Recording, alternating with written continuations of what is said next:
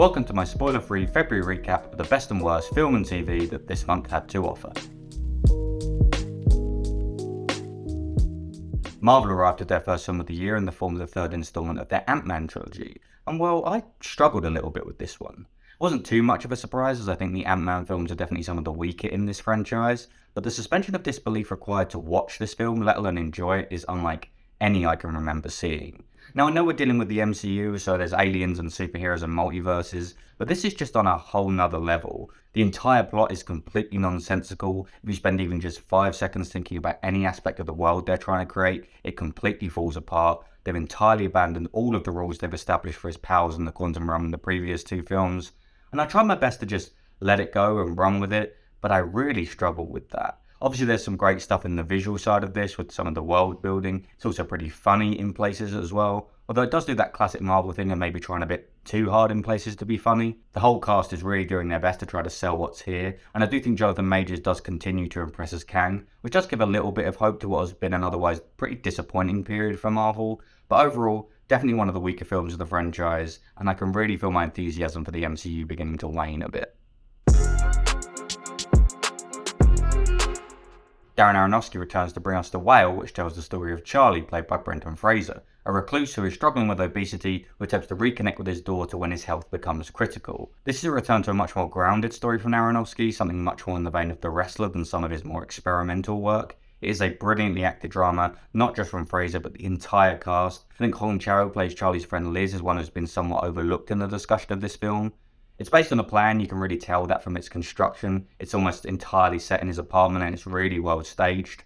There are a few scenes that do play as obesity is slightly caricaturish, although I do think this is more than made up for with the level of complexity and nuance in his character throughout the rest of the story. There also needs to be a shout out to the amazing prosthetic work used to transform Fraser. It's unlike anything I've quite seen before. And even though it maybe does lean a little melodramatic for my taste at times, it is still a really powerful drama filled with a cast of complex characters to tell this believable and emotionally resonant story.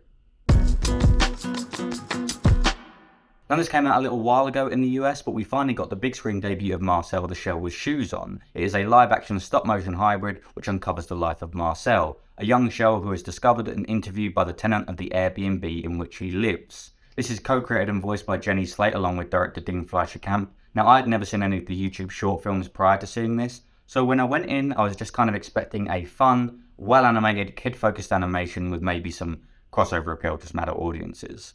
What I got instead was a profound and existential masterpiece about life. This film blew me away. It is so funny, it is immaculately animated, it looks gorgeous. The combination between the handheld documentary style footage and the stop motion is mind-blowing. It is profound and sad and heartwarming and adorable and just so much more than I could have ever possibly expected from this film. I urge you to go and see it. Cocaine Bear may be one of the most explicit examples of a film that does what it says on the tin. This film is about a bear on cocaine, and that is it. Is it exploring any interesting themes or ideas? Not at all, nor would I expect it to. However, if your film is based on this simple of a concept, you really need to make sure you nail that concept perfectly, and I'm not quite sure it does. Although it is very ridiculous in places, to its credit, it isn't half as funny as it needs to be. And although it's got a lot of incredibly gory scenes in, it doesn't manage to create much tension or fear or scares to make up for that lack of comedy. And so although I had a relatively entertaining time watching this, and luckily it doesn't outstay its welcome, it isn't quite as fun as I would have hoped, and overall is about as good as you would expect from a film called Cocaine Bear. Now, I was much lighter on TV this month, mainly watching films and rewatching some old shows, but one I did get to watch is Fleishman Is In Trouble, which follows Jesse Eisenberg's Toby, a recently divorced dad in his 40s who is discovering the wonderful new world of dating apps. However, in the midst of his late sexual awakening, his ex-wife goes missing and he is suddenly left looking after his 2 younger children. I'm only about halfway through this series at the moment and I'm enjoying it enough, but it hasn't really captured me. Despite being relatively well made, exploring some interesting ideas and having a great cast, it's just a little bit lacking across the board. It's well written, but is lacking a bit of that comedic edge. It has a very rose-tinted view of dating apps. It explores relationship dynamics without having anything too groundbreaking to say. It relies far too heavily on its voiceover and its flashbacks. It's well shot, but isn't particularly stunning. And I think all of the main emotional moments just lack that little bit of punch. Yet, despite this sounding like a pretty heavy criticism of this show, I will probably continue watching it as it's definitely entertaining enough. It's just not one I think you need to rush to see.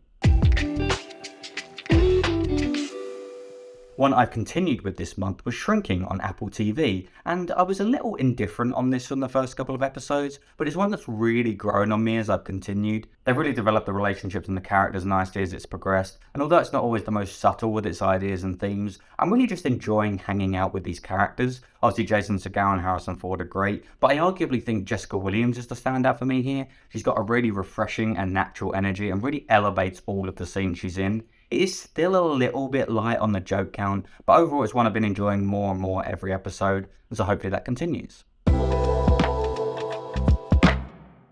Obviously The Last of Us continued this month, and I feel like I've already spoken enough about how much I love this show, and I'm sure I will do next month once we've had the finale. So all I'll say for now is, if you somehow are still not watching this show, please make sure you do. But that's a wrap for all the film and TV that caught my attention this month. Let me know if you watched any of these and what you thought. Obviously with so many new releases every month, there's plenty that I missed, so feel free to give me your recommendations on what I need to catch up on. And if you want to watch another one of these next month, make sure to subscribe. But until then, happy streaming. See ya.